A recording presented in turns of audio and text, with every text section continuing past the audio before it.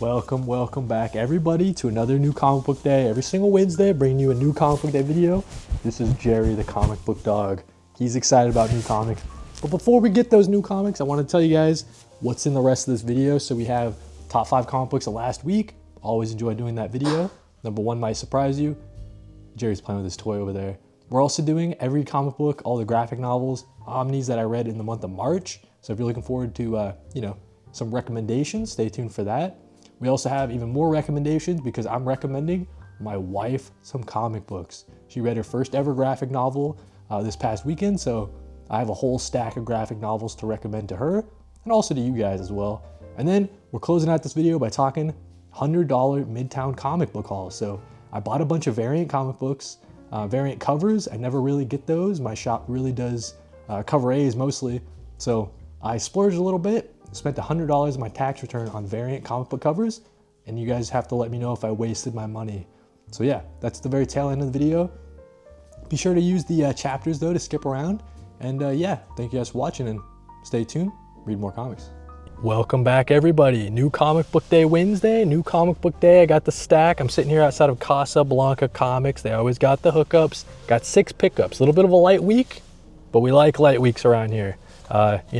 Last couple weeks been pretty heavy, so we like the light weeks. Let's do my pick of the week. It's got to be Absolute Batman issue number 7. First look at Absolute Mr. Freeze. If you haven't seen pictures of him, he looks creepy as heck, dude, but really excited about this. We also have the Ultimates number 11. Close second for pick of the week.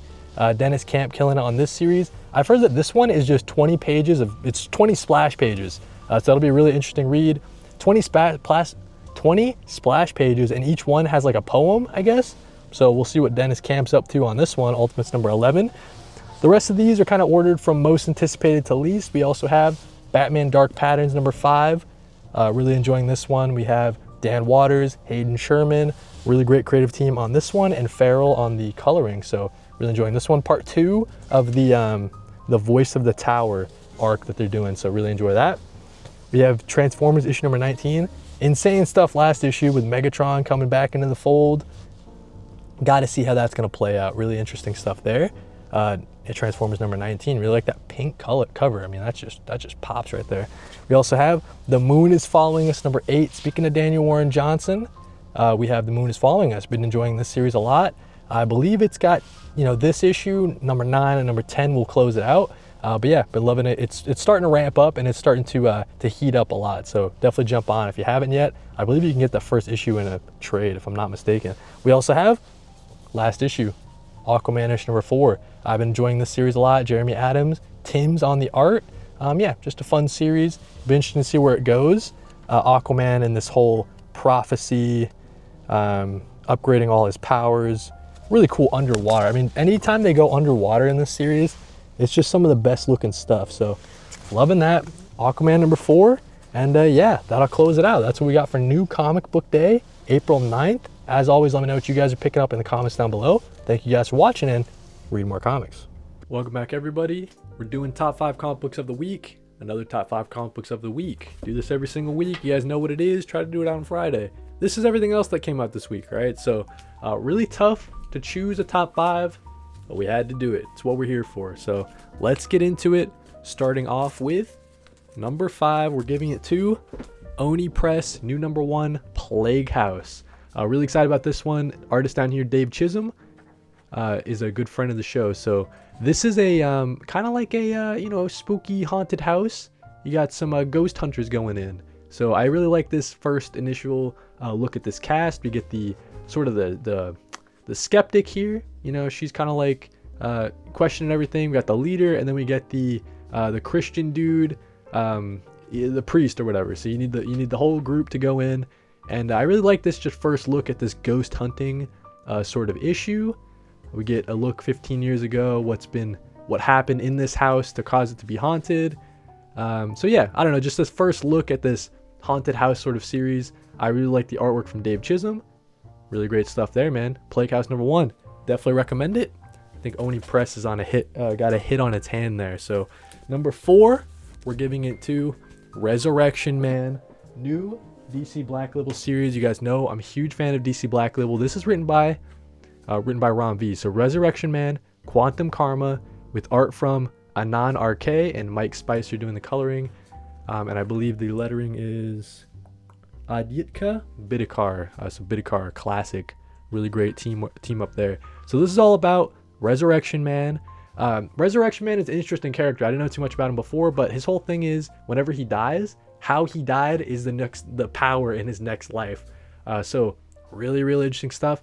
What happens when Resurrection Man dies of old age though, right? So his power then becomes what, like the ability to control time, right? So this just gets really, really trippy.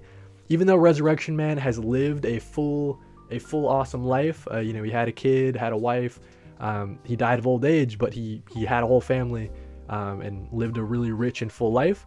He dies of old age, and he turns to find out that there's something coming to destroy like the entire universe. And he says, oh, that's fine. I mean, I lived a whole rich life. I'm not a superhero anymore. But he doesn't understand what this means is if the universe is destroyed, you never said hello, you never said goodbye, right? So it's like that whole idea of if this comes to pass, if the universe is destroyed, you won't have lived a full and rich life. So you need to go save it so that way you can have then lived a rich and full life. So really, really interesting stuff, really, really thought compelling and provoking stuff, and just excellent artwork, man. So we get this kind of like, you know, the ghost of Christmas past, like bringing you and showing you things in your past or whatever. So that kind of idea. But Resurrection Man, I think DC Black Label, this is going to be a series to keep your eye on, you know, come Eisner time. That's what I'm saying. Like this might be like an issue 1 to go down for all time type of thing. So loved it. But number 3, we got to give it to Batgirl. Batgirl number 6, man. So this series is just blowing me away, dude. I keep speaking highly on it, and it keeps leveling up issue after issue. Tate Bromble just bringing that really great mother and daughter dynamics. I mean, she's a daughter of Bruce Wayne, Batman, but she's also the daughter of Shiva, world-renowned assassin, right? So it's kind of like this push and pull, really, really heartbreaking stuff in this issue. But we do get Cassandra Cain and Batgirl trying to break free. We learn to realize that the shadow organization that's after Cassandra Cain and Shiva, they're really just after Shiva. Shiva just really messed with this, you know, deep in the mountains clan, and they're coming for revenge. So they were chilling until Shiva kind of messed with them. So that's why they're after Batgirl as well. Really great fight scenes. Batgirl making Shiva proud, kind of coming into her own, proving that, hey, these Batman kind of tactics can work. And I kind of make them my own. I kind of give it that Cassandra Cain flair, you know? And then you get this really heartbreaking moment with Cassandra Cain riding off on the motorcycle and Shiva being left to defend and make sure Cassandra Cain can get out. So I don't know, man, just really, really heartbreaking stuff. I'm in love with this series. Issue after issue just gets better. The most underrated DC series, probably on stands right now. Number two. We're jumping over to Marvel Comics, guys. A little bit of Marvel Comics switcheroo on you. We got Charles Soule and Steve McNiven, Daredevil Cold Day in Hell. So this is like, it's being compared to like Old Man Daredevil or, you know, like the Batman Dark Knight, but like the Daredevil version. So we get an old age Daredevil who has since lost his powers. He's actually blind. He doesn't have his radar senses anymore, his secret super smelling and all that stuff. And he's living in kind of a world that's, you know, like a crazy battle has happened between all the Avengers and stuff like that. A lot of people aren't heroes anymore. The world is still kind of in a dark place. But Daredevil's just trying to get by, trying to help people by running a soup kitchen. He runs into Captain America, and this kind of starts him down on a path of getting back to it, because he was in an explosion and he gets his powers back. So this world needs Daredevil again. Daredevil's got to get back to it. So really, really great issue number 1. Got Daredevil back in the suit, Matt Murdock. Just a great number 1, man. I really enjoyed it. I think this is like it says right there, 3-issue series. So, but this was like a packed. I mean, it's pretty long, so definitely worth checking out. If not now, definitely check it out in a trade. This is going to be a series that you definitely want to read. Charles Soule back on Daredevil. I mean, how can you go wrong there? Number 1 pick though, number 1 comic book of the week. We're giving it to Absolute Superman, issue number 6. This has confirmed, this has cemented that this is indeed my favorite Absolute title, guys. It's over. You guys can stop just debating in the comments, debating online. This is the best Absolute title. without a doubt. So we get the kind of, Kal-El, his journey to Earth, spending all that time alone in the spaceship on its way to Earth. He crash lands in Smallville upon Ma Kent's, lawn. He's kind of realizing, hey, this is so similar to my home back on Krypton. Just really, really touching stuff, man. And then come to find out, after being raised a little bit by Pa and Ma Kent, the Lazarus Corporation, invades the farm, and they kind of come after Kal-El and say, hey, you're not supposed to be here, bro. We got to take you away. And you get this really, really heartbreaking stuff, man, where Ma and Pa Kent say, please, son, go. You got to go. Because they're going to destroy the farm. Like, we can't protect you, dude.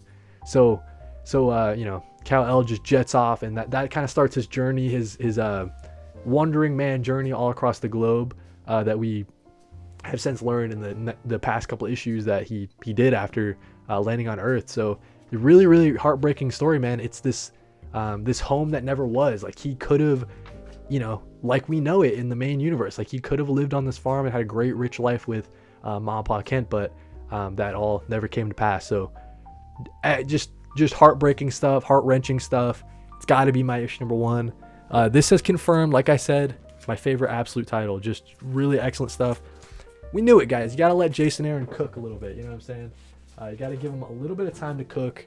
He needs a couple of issues, 1, 2, 3, 4, 5, But once he hits you with that issue number 6, it's just excellent stuff, man. So that's the top 5 comic books of the week. Like I was saying, man, a lot of great stuff. I mean, we didn't even talk about Absolute Green Lantern. We didn't talk about JSA. We didn't talk about Birds of Prey.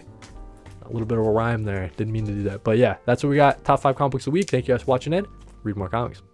Welcome back, everybody. In today's video, we're talking the comic books that I read in the month of March. So what did I read last month? Let's get into it, man. We got an omnibus. It's kind of a light month for me, all right? Light month for me. Let's get into it. Starting off with this omnibus. So, The Daredevil by Brian Michael Bendis, Alex Maleev, and Stewart, omnibus volume number 2. I read this entire thing in one day. I mean, that's not like that crazy. I mean, it's not the biggest omni, right? But I read this all in one day and I loved it. Part 2. Oh, that's a nice flipped right to the page of Black Widow and Daredevil kicking the crap out of that guy. So this is just awesome, man. We get that great Alex Maleev artwork with the Dave Stewart coloring. There's almost nothing like it in comic books. I mean, it's such a unique style. I fell in love with this right away. We get Daredevil, who's still trying to pick up the pieces of his life. He's declared himself Kingpin of New York, of Hell's Kitchen, you know what I'm saying? And that's not really going so hot for him. The media might be onto him, knowing that he's Matt Murdock. So he's kind of like towing the line, living that double life. His life's always messy, right? I mean, that's just classic Matt Murdock fashion. So yeah, man, trouble with women, of course. We get the old crime boss coming back, who was the crime boss before Wilson Fisk. So he's coming back. Just really excellent stuff here, man. Really great underworld kind of look at the Marvel Universe that I'm searching for, man. This is kind of like the vibe that I like. And Brian Michael Bendis is great at giving it to us. So I loved it, man. Brian Michael Bendis, Daredevil is a must read. I mean, it's a must read omnibus. This pairs so well, obviously, with omnibus volume number 1. You got to get them in a set. And if you end up reading them, you're reading some of the best Marvel has to offer. I feel comfortable saying that. So yeah, Daredevil by Brian Michael Bendis. Next up, let's talk about Spider-Man life story, dude. So Spider-Man life story, Chip Zdarsky, Mark Bagley on the pencils or whatever. I think we get a variety of different colorists, but so yeah, man. I mean, this was a story that was hyped up. Looks like we get. Just wanted to make sure cover my bases. The inkers, John Dale, Andrew Hennessy, Frank the Armada. Yeah, so Spider-Man life story. This is a story that's really hyped up. But going into it, a lot of people either like it or they kind of hate it. Very divisive story going into it. So I knew about the concept. I knew that every single issue was a decade out of Peter's life or whatever. So we kind of go on, and you get the full life of Peter Parker as Spider-Man. So this first one, you get the Green Goblin stuff, but very quickly, this series kind of subverts your expectations. This is not the Spider-Man story that you know. This is kind of like a remixed kind of version of all of Spider-Man's lore. It's kind of Chip Zdarsky remixing it and doing his kind of own take on Spider-Man's history. So don't go in expecting it to be beat for beat. You know, Green Goblin kills Gwen Stacy, and then he goes on and it's not like that, right? This is Chip Zdarsky's own kind of Spider-Man story, and because of that, that's where it pisses a lot of people off. But you gotta look at it as an Elseworld story. I mean, I know people are very quickly, like I'm telling you, very quickly it subverts your expectations and it lets you know this is not the Spider-Man story you know. It's got all this different stuff with the Clone Saga, right? Kind of like a remixed look at the Clone Saga. So yeah, man, you get like its own version of like Civil War. You get Kraven's Last Hunt. So it's all like a bunch of like important beats in Spider-Man's life, but it's totally different. And yeah, I would say that this story, it's excellent Mark Bagley artwork. I will say that. In terms of Chip Zdarsky's writing, I mean, it's a unique story. I mean, you gotta take it for what it is. It's a unique, remix on Spider-Man's story, and you gotta look at it that way. I don't know if I would recommend it though. I guess it's maybe worth checking out at least once, but it's not like an all-timer Spider-Man story for me. I'm just gonna put this back on the shelf, you know what I'm saying? So, not my favorite Chip Zdarsky work, not my favorite Chip Zdarsky read. Let's get into the next thing, dude. Finished this the other day. We got Houses of the Unholy, Ed Brubaker, Sean Phillips. So this is all about, it's like an occult kind of look. So back in the day, the Satanic Panic, you got a bunch of kids that were swearing to God that they were possessed by the devil, and their teachers were abusing them, and all this stuff, right? All this terrible stuff. That obviously wasn't true, but it kind of started like an entire thing in the U.S. The Satanic Panic.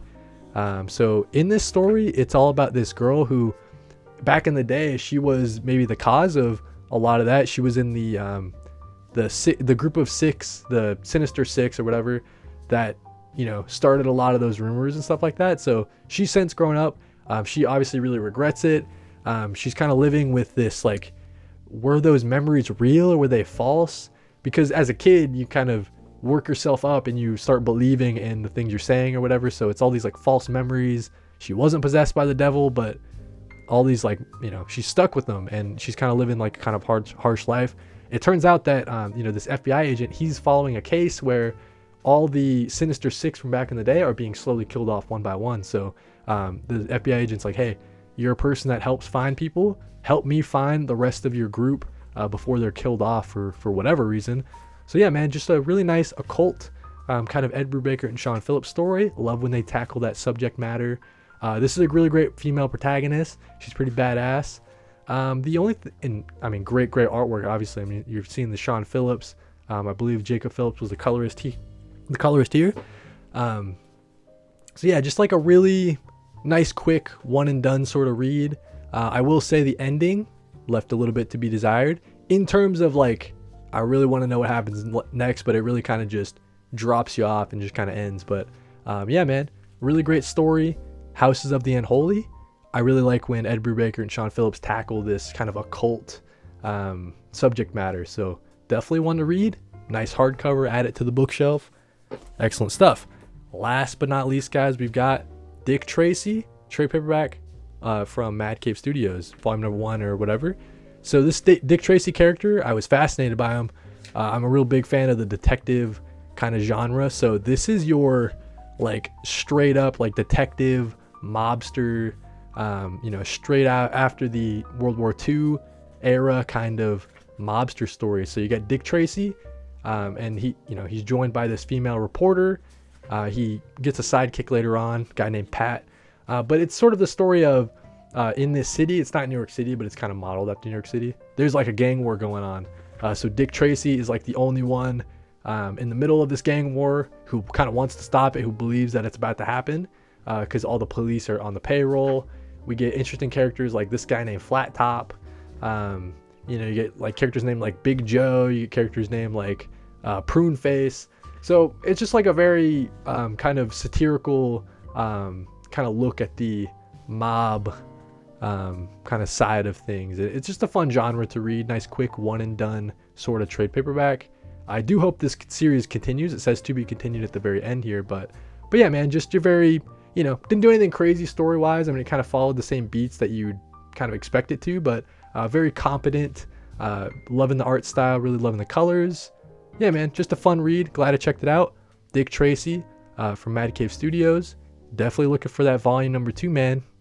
Loving this Dick Tracy character and world. So that's what we got, man. That's everything that we read in the month of March. Got that Omni, got some Ed Brubaker, Sean Phillips.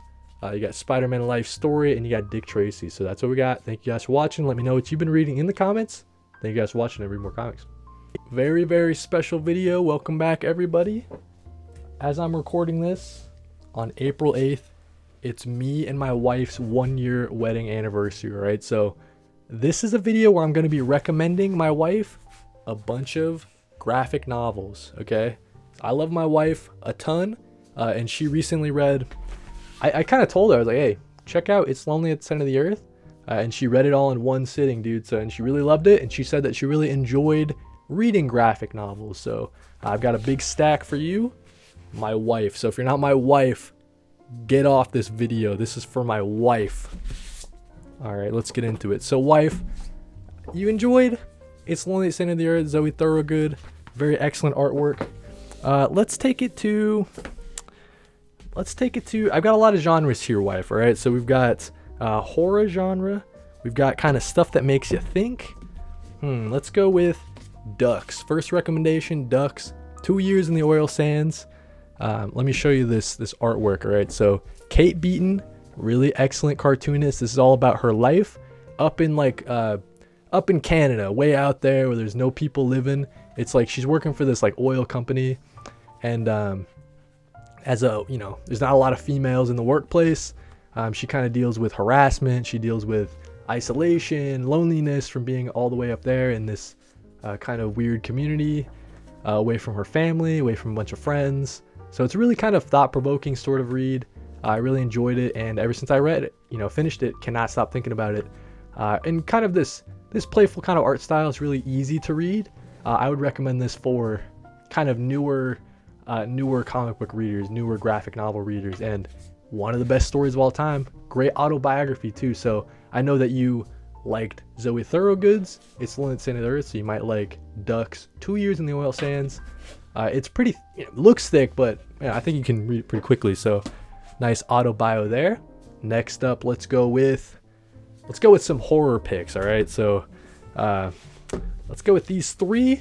These are the 3 horror picks that I have that I think you would enjoy right off the bat.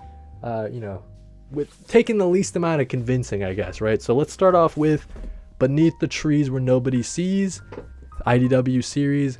Patrick Horvath, who wrote it and drew it. So that's a little fun little tidbit there, I guess. But this is all about this little town, this small little sleepy town that's filled with these anthropomorphic characters. So we have Sam, who owns the kind of hardware store in town, but she's got a little secret.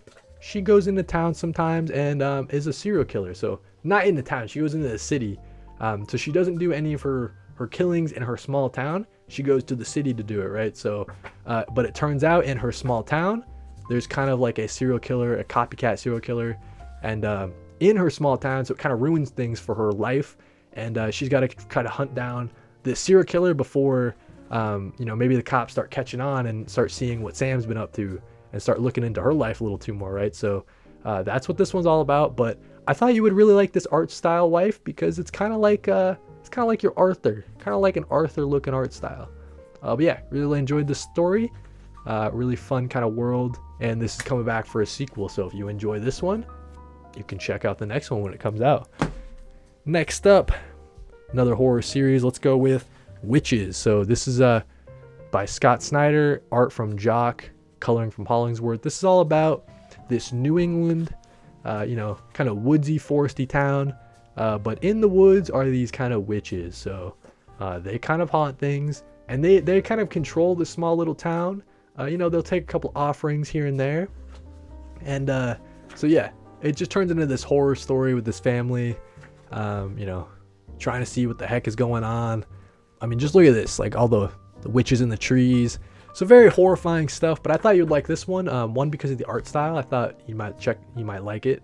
It's kind of similar to, I feel like Jock's art style is sort of similar to the other ones I've recommended, but then also because this takes place in New England, and you know, scared of the woods and stuff like that. So thought you'd enjoy that one.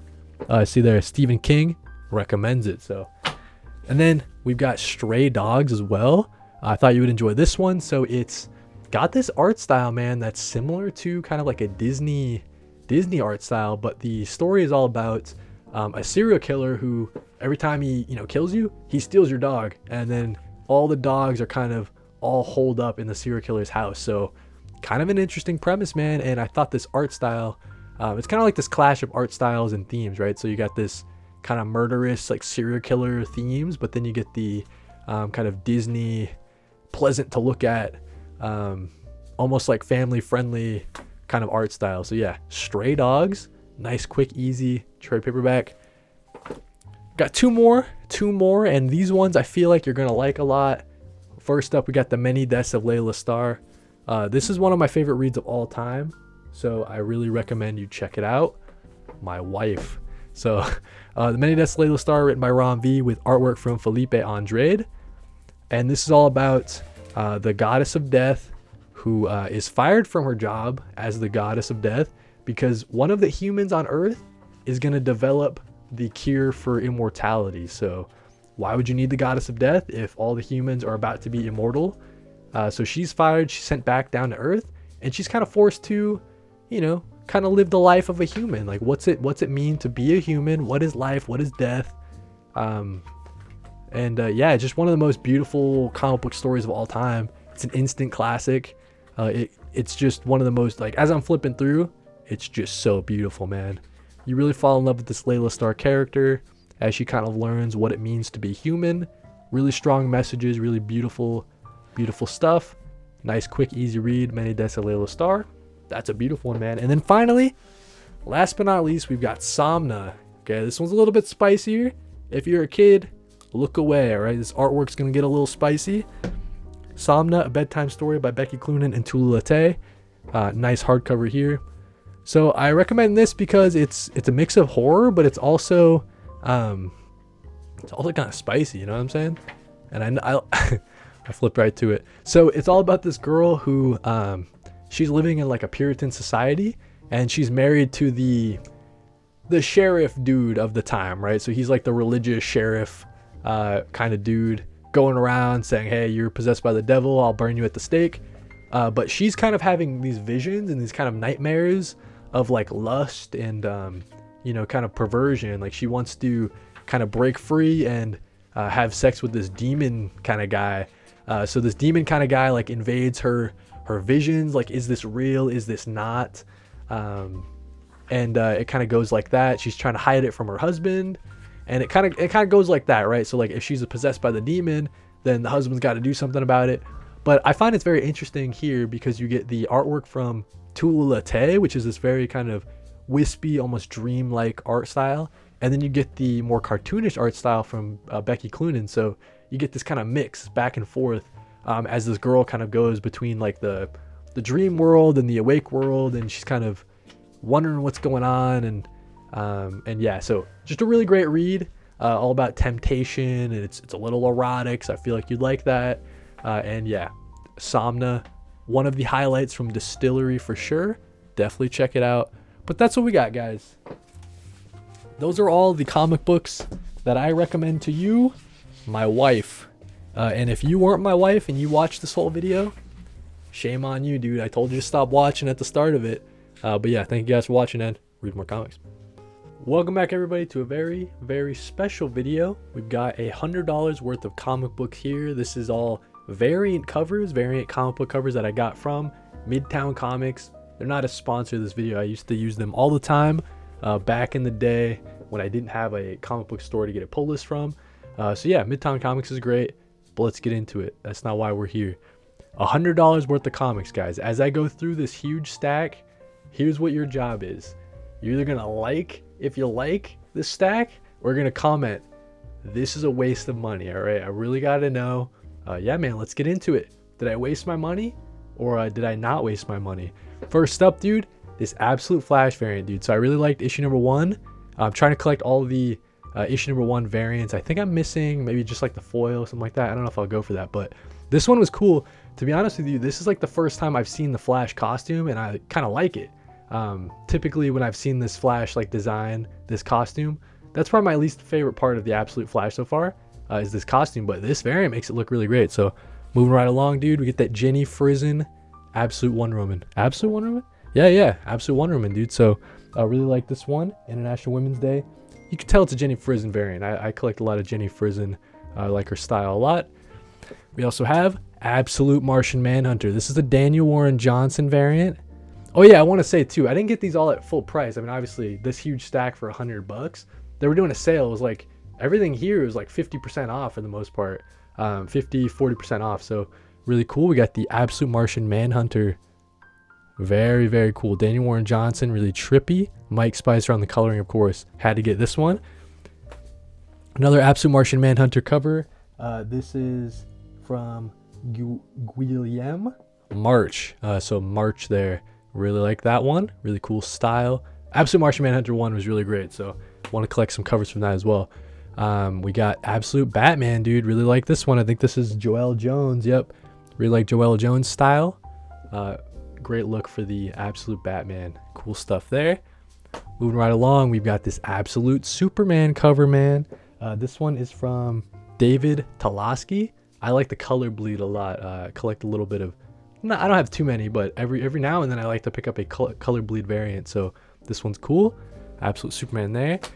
Nice. So we got some noir editions. I missed out on a couple of these. These are great. So this is just the story that you know and you already picked up, right? You already enjoyed it, but this is the black and white version before they add the coloring. So you can see you can see Nick Dragotta's artwork in a little bit more detail. So Absolute Batman, the Noir edition. We got the Absolute Wonder Woman Noir edition. I think previously I had the Superman one, so this is a great ad as well. See Hayden Sherman's black and white artwork before any colors are added. So really, really great stuff. We also have the Batman and Robin Year 1 Noir edition. So you get Chris Samney. I mean, that's just, look at that shot of Gotham City with the Batmobile. Chris Samney's black and white artwork there. Cool stuff. We got Batman and Robin. This is a series that I've since dropped. I was enjoying it, but it wasn't something I needed to pull every single month or whatever. But we got this a Dustin Nguyen cover for Batman and Robin. And this kind of reminds me of the Jeff Lemire written Robin and Batman series that Dustin Nguyen did the art for, which is coming back for like a Jason Todd sequel. So excited about that. But I wanted to pick this up, get that awesome Damian Wayne Robin there. So that's cool. Got some Superman family covers. So this artist I wasn't familiar with before, but Al Kaplan, Al Kaplan, I guess. But yeah, it's Action Comics. I really like Crypto there, John Kent, Superman. So this was just a great style. It kind of looks to me like I don't know, the artist who did Helena Winhorn, Bill Evely a little bit. Same artist here, Al Kaplan, with the Supergirl cover. So really like that, sitting on the earth, the cape all swirling. Really beautiful stuff on that one. Superman cover here. Collecting a little bit of can't go crazy, right? Superman's got a lot of covers, a lot of cool variants, but this one here, stopping this thing from hitting this girl. Really, really like that one. The artist here is Taurine Clark. So yeah, good stuff there. Ooh, Dan Panosian. So Dan Panosian is an artist I'm really enjoying a lot of his stuff lately. So we get the Color Bleed Nightwing variant. This is sick. Very, very, very excited about that. Get the DNA for Zatanna. So world's finest cover here, but it's the DNA white Zatanna. Cool look. You always like a DNA cover. Speaking of DNA, we got the Supergirl one. A couple of my couple friends I've seen picking this one up, wanted to pick it up as well. Great look for Lois Lane. I really like this Superwoman costume. Awesome stuff. Okay, so you gotta have some Christmas covers, right? So when Christmas season rolls around, I want to decorate with some Christmas comics. I don't really have a lot, so I want to pick this one up. You got Santa Claus about to go to battle with I didn't read this series. about to go to battle, right? So Santa Claus on a reindeer, pretty cool stuff. It's kind of like that Klaus, like Dan Mora and Kieran Gillen. No, Dan Mora and Grant Morrison, the Klaus series. So it kind of reminded me of that. Bug Wars by Peach, or not by Peach Momoko, but the Peach Momoko cover. So I really enjoyed Bug Wars, Image Comic Series, issue number 1. Had to pick up this Peach Momoko, just stunning Peach Momoko cover. Peach Momoko, I've got a fair amount of Peach Momoko covers, so that's great too. And then these last 3, dude, a series I missed out on because I don't pull a ton of Marvel. We've got Aliens vs. Avengers number 1. Sorry, out of order. Dang, that really sucks. Aliens vs. Avengers number 1, number 2, and number 3. I believe these are like first, second printing covers or something like that, and this is a cover A, but they're all Assad Ribbit covers, which I like a lot. They kind of match. But yeah, a series that I wanted to check out in singles. Finally jumped on it when I saw that these were like 50% off. So got Aliens vs. Avengers, Jonathan Hickman and Ribic. Excited about that, checking it out. So that's what I got, guys. All those variant covers, ton of stuff. What do you think? Did I waste $100 or not? I'm gonna say not, because I'm excited about all these, so I can use them to decorate sort of my background. We got a ton of absolute variants, which I'm collecting. We got those noir ones, which are gonna be great to look at. Black and white. Got Superman family. Got Dan Panosian. Got some DNA. So yeah, man, I think that's a really nice stack. But you'll have to let me know, did I waste $100? Yes or no? Thank you guys for watching it. Read more comics.